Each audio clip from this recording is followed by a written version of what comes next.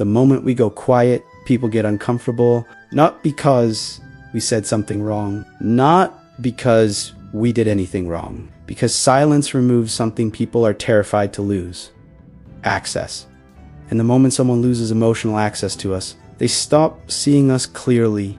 They start seeing themselves. Most people think conversations are about words. They're not. Most conversations are emotional exchanges. We constantly scan each other for reactions. Laughter, approval, agreement. That's what keeps social interaction feeling safe. But silence interrupts that rhythm. And when the rhythm breaks, people start overthinking themselves. People are comfortable with versions of you. They can predict the version that laughs quickly, explains quickly, responds quickly, forgives quickly. Predictability gives people emotional control. But silence removes predictability. And the human brain hates uncertainty. That's why some people become deeply uncomfortable the moment you stop emotionally performing for them. Not because silence is aggressive, because silence removes reassurance. A quiet person becomes a mirror, and mirrors make insecure people nervous. Because when people cannot read you, they start reading themselves. That's why silence gets misunderstood so often.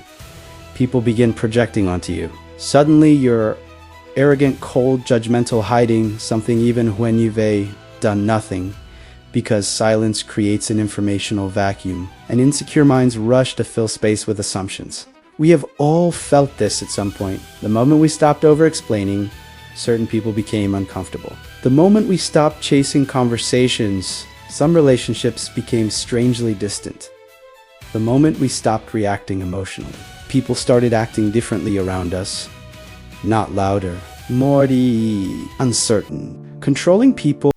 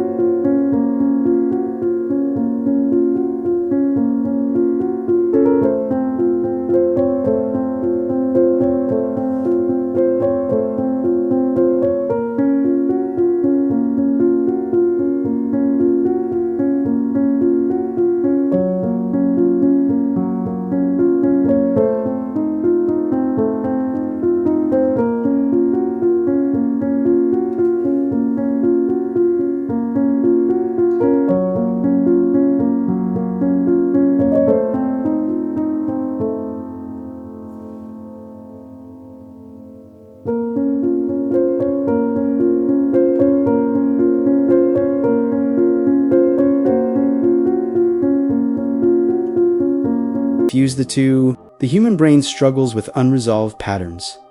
Psychologists call this the Zeigarnik effect. The mind fixates on what remains incomplete. That's why unfinished conversations stay with us longer.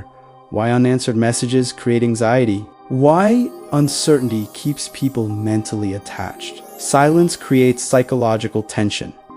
Not because silence is manipulation, but because the brain will not stop searching for emotional closure, and the less access some people have to our inner world, the more space we begin occupying inside theirs. The most emotionally powerful person in a room is usually not the loudest. It's often the person who does not desperately need control, the person who can tolerate silence without panicking, the person who does not rush to explain every emotion. Because emotional stability creates psychological weight, and emotionally reactive people can feel that immediately. Your silence reveals things your kindness often hides. It reveals who needed constant access to you, who only valued your attention, who respected your boundaries, and who became uncomfortable the moment they could no longer emotionally reach you, because silence acts like pressure. And pressure exposes structure.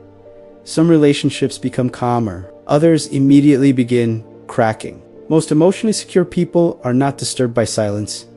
They don't need constant reassurance. They don't panic when energy changes. But emotionally dependent people often experience silence as a loss of control. And that's why becoming quieter changes how people respond to you. Not because silence makes you superior, but because silence removes emotional predictability. And once people can no longer constantly read, control, or emotionally regulate themselves through your reactions, they are forced to confront something far more uncomfortable themselves. Silence does not disturb emotionally secure people. It disturbs people who depended on constant access to you.